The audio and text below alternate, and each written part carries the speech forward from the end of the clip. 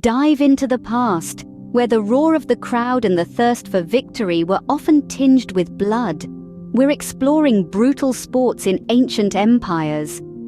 Imagine a world where the sound of clashing metal, the roar of a ravenous crowd, and the thrill of the fight were not just entertainment, but a way of life. This was the Age of Brutality, a time when sports were not merely games, but spectacles of power, demonstrations of courage, and sacred rituals. From the fertile plains of Mesopotamia to the grand amphitheaters of Rome, sports in ancient empires often bore a stark contrast to the recreational activities we know today. They were not designed for the faint-hearted. Instead, they were brutal, bloody, and often a matter of life and death. These sports were an integral part of the cultural fabric of ancient societies, often symbolizing the power and prowess of empires. They were used to demonstrate physical strength and mental resilience, to inspire citizens, and to intimidate enemies. The ferocity of these games reflected the harsh realities of life in ancient times, where survival was a constant struggle and only the strongest prevailed. In many cultures, these brutal sports were not just about physical prowess.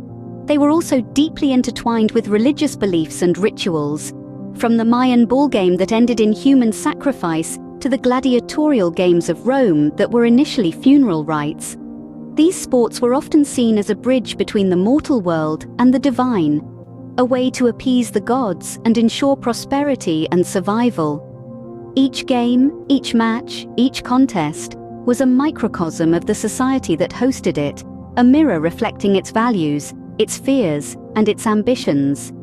The arena was not just a battleground but a stage where narratives of power, courage, and faith were enacted, where heroes were made and legends were born.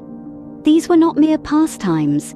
They were spectacles of power, demonstrations of courage, and sacred rituals. Our journey begins in ancient Sumer, where the first known brutal sport took place. The echoes of the past whisper tales of a sport that was as much a test of survival as it was a spectacle: boxing.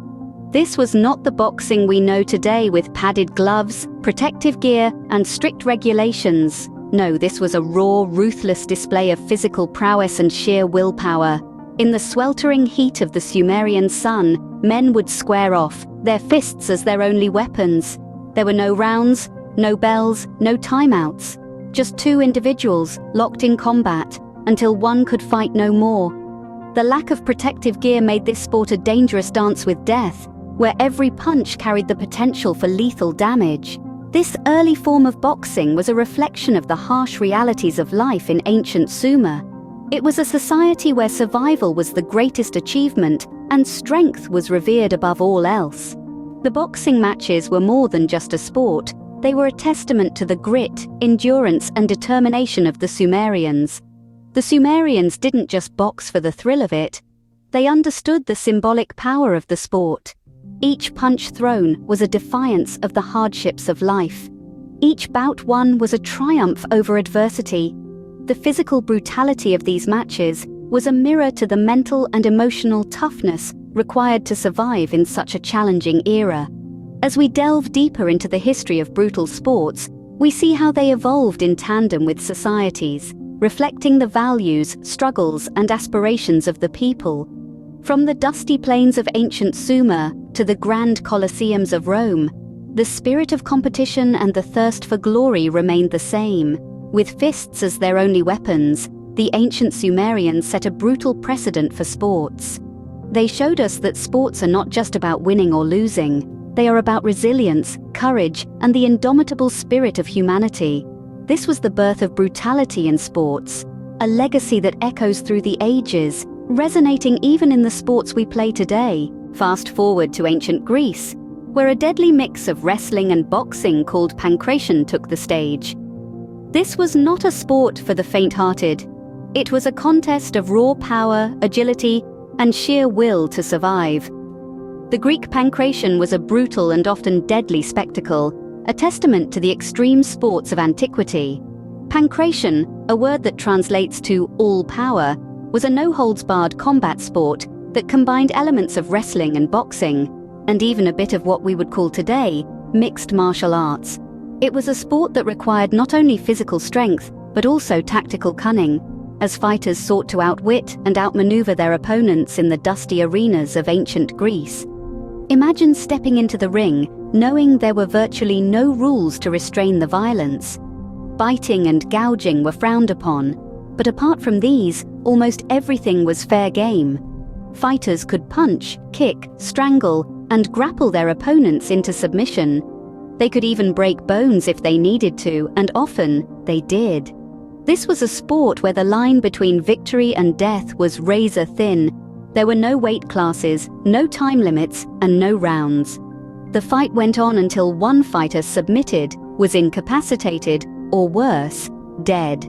This was not just a test of strength, but a test of endurance, resilience, and the primal instinct to survive.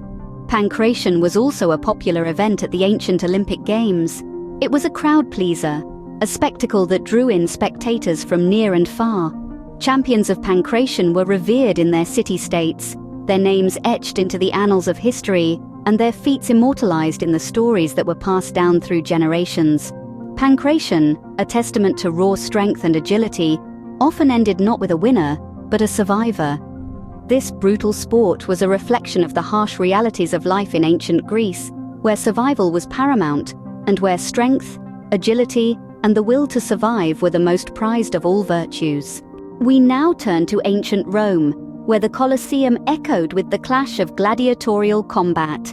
Picture this, a grand amphitheater, pulsating with the cheers of tens of thousands of spectators, each one eager to witness a spectacle of physical prowess and brutal combat. Welcome to the Gladiatorial Games of Rome, a cornerstone of ancient Roman culture, and a chilling testament to humanity's capacity for violence. These games were not merely entertainment, they were displays of courage, strength, and sacrifice, enacted on a stage where the stakes were life or death. Gladiators, often enslaved individuals or prisoners of war, were trained in special schools known as ludi. Their purpose was simple, yet terrifying: to fight for their lives in front of a roaring crowd. The battles were savage and bloody, designed to thrill the audience with raw, unfiltered violence. Gladiators would pit their skills against each other, or sometimes against wild beasts, in brutal contests where the victor lived to fight another day, and the defeated met a grim end. But the gladiatorial games were more than just a blood sport. They served a crucial role in Roman society and politics. Emperors and politicians sponsored these games as a way to gain popularity among the citizens. The games were seen as a gift from the elite to the people, a demonstration of their wealth and generosity. Moreover, these games were a reflection of the military virtues that Rome held dear. The gladiators embodied the Roman ideals of bravery, endurance, and the ability to face death with dignity, and in their struggles, the spectators found both entertainment and a reaffirmation of their Roman identity. In this sense, the gladiatorial games were a complex blend of sport, theatre, and ritual. They were a spectacle of violence and valor, of death and survival. They were a mirror to the society that reveled in them, reflecting both its grandeur and its brutality. In the heart of Rome, these games were a deadly dance for the amusement of the masses. As we re-emerge from the blood-soaked sands of history, let's reflect on what we've learned. Our journey began with the ancient Sumerians, who pioneered the concept of brutal sports. Their game, which involved a leather ball, a pack of men, and a whole lot of violence, set the stage for the spectacle of brutality that was to come. It was more than a game. It was a reflection of their society's hierarchy, a demonstration of power, strength, and authority. We then traveled to ancient Greece, where we encountered Pankration, a deadly mix of wrestling and boxing. This was not a sport for the faint-hearted. It was a festival of strength and skill, where the line between life and death was blurred. It was a spectacle that mirrored the Greeks' value for athleticism and heroic endurance. Our journey took a turn towards the grandeur and gore of Rome with the gladiatorial games. In the blood-soaked arenas, men fought men and men fought beasts, all in the name of entertainment. The roar of the crowd, the clash of weapons, the spectacle of death.